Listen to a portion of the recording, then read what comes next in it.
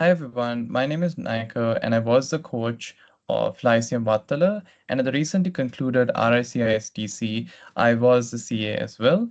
So the motion that I've been given to discuss is the round 4 motion of RIC-ISDC 2024, which is this house regrets the rise of self-diagnosis. So to discuss this motion, there are two areas that I'm going to discuss. The first is the general framework for this motion, and second are arguments for proposition and opposition. But before I get into these areas, I just want to clarify that first, these are based on my ideas of the motion. So you can always have your own ideas that clashes with my ideas. And second is the fact that yes, this is based on the amount of research that I have. So there may be different points of view or different aspects of research that can always include that might either oppose what I'm saying or might even add to it as well. So always expand beyond what I'm saying.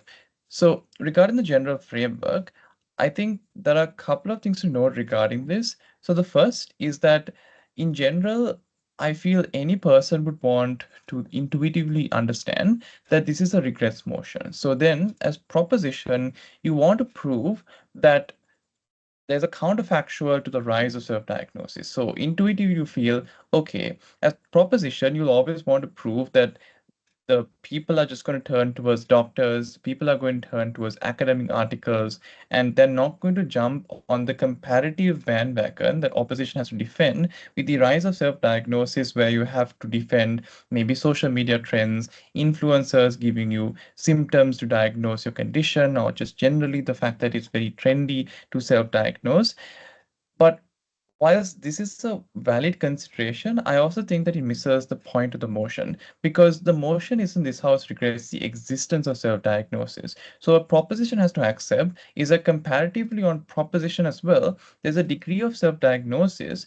But what they can push is that on opposition, you have, and this is an important word in the motion, the rise of self-diagnosis. So the rise, while it does refer to social media trends, for instance, does not necessarily only limit itself to that. So when you say the rise of self-diagnosis, it also simply just refers to the existence of a dominant social norm where self-diagnosis is something that is normal and something that is very prominent. So it sort of looks like where COVID at one point was just a disease that existed in Wuhan in China, but the moment it became a global pandemic, everyone was very concerned about it. So even when it got better, people were still paranoid about it. So it's sort of similar to that atmosphere where you have people just becoming more and more adept towards diagnosing themselves. Or the analogy is simply to an Instagram trend where people just want to jump on that bandwagon. But the point I'm trying to emphasize is that when you say it's a social norm and a dominant trend, it can materialize in different ways. So social media trends is probably one way of how it happens, examples being Instagram or even X, which was formerly Twitter. But at the same time, it could also be media articles as well, like news attention from BBC and CNN saying this is a trend, because at certain times, BBC and CNN does refer to the fact that certain trends exist and certain trends are not necessarily good. So there's always this feedback that's given by news outlets. But more specifically, it can be just entertainment journals that give specific feedback on this. But the point is that you have this feedback loop or information that is put out there. But third could be simply that your friends talk about it, or your social circle, maybe your peers, your the people that you work with, your family, for instance, are just talking about the presence of self-diagnosis. So it just means that there is this global awareness on the fact that there is this self-diagnosis trend, which some people might want to jump on the bandwagon of. But the reason why this is important is because of two reasons. So first is that this is a Gen Z population, so you're always very proximate to things that are on social media and something that's on the internet. But second is simply that it's a very globalized world, so you're always proximate to the information that people generally have access to.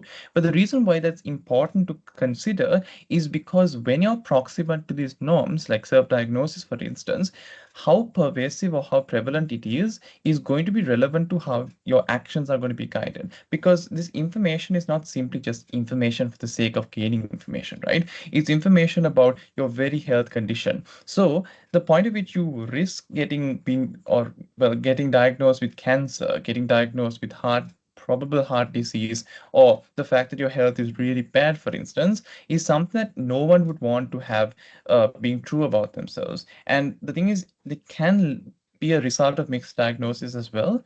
But because of that, it means that you're always in a state of fear when you're researching on this. Like you don't want to confirm that you have a disease. So the point is that you are always in, or not always, but rather you're more likely to be in a very vulnerable state. So because you're in a vulnerable state, the degree to which that information is fed to you also matters, which means that proposition can probably make arguments about how this misdiagnosis is more likely and you're less likely to think of in a very, you're less likely to think in a very rational way because you're very afraid and you don't want to confirm a proper diagnosis, which means that you might also think of like fake information and think, okay, I don't really have this, but in reality, you might have it. But on opposition, what you say is that, okay, it's more likely that because you interact with this, you're likely to diagnose yourself without being empathetic. So I think that's also context that both sides can think about, which is basically as proposition, what is it that you need to champion because you have the rise of self-diagnosis on opposition. So on opposition, when you have the rise of self-diagnosis, the trade-off that proposition has to accept is that you're going to have less information of diagnosing yourself on proposition, which means that then you need to prove why it's likely that people will turn towards more constructive alternatives like going to the doctor, maybe consulting some health officials or people who know about health in your schools, for instance, or just generally turning towards academic articles, proving why that's likely in the absence of a rise of self-diagnosis, but with the presence of self-diagnosis. So maybe you have one or two people like health officials who are going to be on Instagram just talking about social media, about the fact that this how, or rather how you diagnose, for instance. But at the same time, you might have like a few blog posts like health officials just generally talking about it. The point is that it's not going to be very concise. It's going to be generally a bit more of a process to read it. But the question is why people have an incentive to do that or turn to those alternatives that will accrue the benefits that you want to co-opt on proposition. But on opposition, what you need to prove is why, with the rise of self-diagnosis, when you know that there are influencers who are probably going to give you wrong information, and you know that there'll be online communities that might be helpful, but at the same time might also not be helpful. With this risk, why exactly the rise of self-diagnosis is inherently still a good thing. So I feel that the problem that proposition can focus on in terms of framing or contextualization would simply be to say that in a capitalistic world that a lot of people are subscribed to, even if you're in university, even if you're starting out a new job, or even if you're a person who has a family and working a job, you're more likely to be stressed with this, or you're likely to be very focused on your job to the point at which you tend to forego your health. So if you're a person who's anyways healthy, irrelevant of, or rather, despite the fact that self-diagnosis exists or not, the trend exists or not, you're likely to think about your health anyway. So this norm doesn't really matter to those types of people, but it matters more to the people who are on the edge between should I think about my health whilst foregoing certain work commitments, or those people that don't really care about their health. So I think it's about ensuring that the norm impacts those type of stakeholders, because in the event that they don't think about their health, the obvious risk is that the disease becomes worse, and that affects your health, that affects your family, and worst case, you might also die from the disease. So the point is that this norm is supposed to reach out to those types of people who are generally apathetic towards their health. So an opposition can always say that because people interact with this norm so much, the moment it's pushed more and more, you're forced to consider taking a break, for instance, maybe considering exercising, maybe considering dropping a few jobs because your health really matters. Because in the hierarchy of interest, people might put health on the lower end of the scale. Like they might avoid sleep, for instance, they might avoid healthy food, they might just eat fast food, for instance, because it's very easy for them to do that. So the question is whether this norm can help them get on the right path, which is necessary for them. And the weighing is that it's going to be relevant to a lot of people. Like it's not just one or two people, it's basically a whole lot of people in the developed country, third world countries, and developed countries as a whole. So the norm that is relevant and beneficial to one person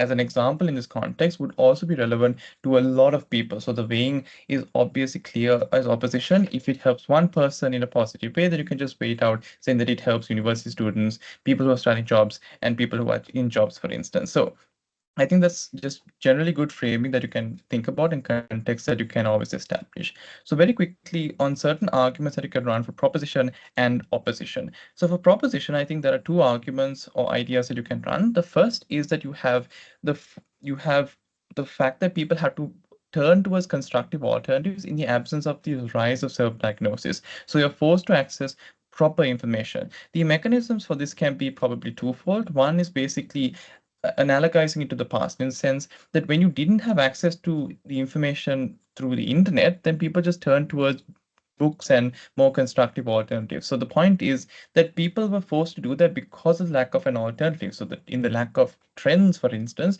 you become habituated with the fact that you go to your doctor, you become habituated with the fact that you'll at least read up on these conditions. And that's good because when you have a trend like that, which is a normal trend, it means that you're likely to turn towards healthier practices. So the point is that people will generally care about their health, the point at which it affects them. But the question is that on opposition, you probably go on to this trend that might not give you constructive information. But on your side, at least people will jump on the bandwagon of turning towards more constructive alternatives. And this norm, you can say that is symmetric in the sense that there's self-diagnosis. So it's still going to be a matter that's concerned about in the sense your family will be talking about your health and you generally have these considerations of health.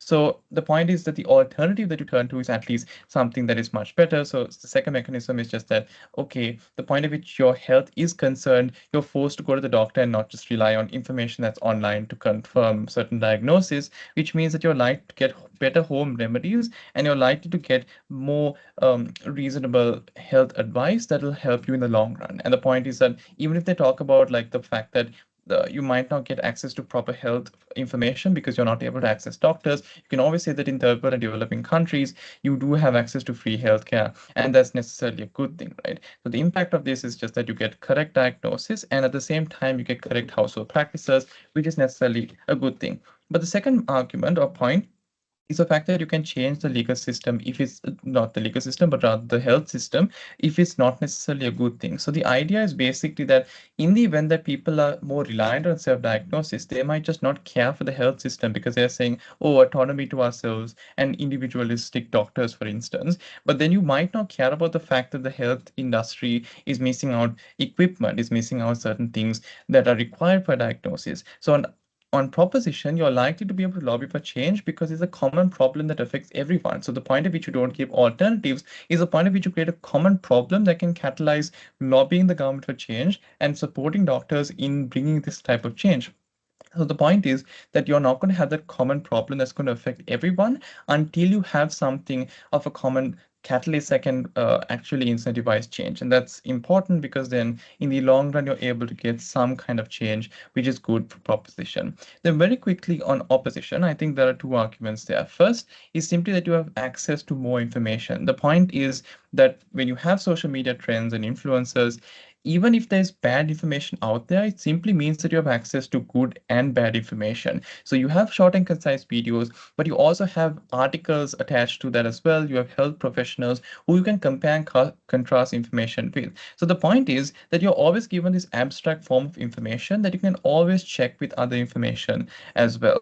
So in general, you just have access to more information that you can cross-reference as well, because ultimately you would tend to want to find out the truth. So the incentive is that you have more information. You don't have that on proposition, you have that on opposition because so many people are discussing it. There may be people who comment on videos as well. So you're generally invested and you generally have more information. The benefit of that is that you're likely to notice early signs of diseases like early warning of cancer, and you're likely to be incentivized to care about your health, and you're likely to have more practices that you can think about and something that's very nuanced to you as well. The second argument would probably be supporting communities. Like with the rise of self-diagnosis comes the rise of Quora, Reddit, and all these online communities who can always give you more personalized stories, something that is more relevant to you. So you're able to probably get live feedback. And this also means that people might push you to go to the doctor, maybe push you to think about it, maybe discuss with you and give you comfort in a time of need. But at the same time, it can also be through things like donations because you just have access to more information and you have more people who are supportive of you. So I think the rise of self-diagnosis is something that gives you this trend, and the impacts of it simply look like you have more comfort and hope because you know that you're not the only person in struggle, and you're likely to turn towards healthcare because you're not just afraid of confirming that diagnosis. So even if you have the risk of misdiagnosing yourself, you also have the benefit of having better information access rather than being apathetic on proposition. So these are just these ideas on this motion. I hope that helps.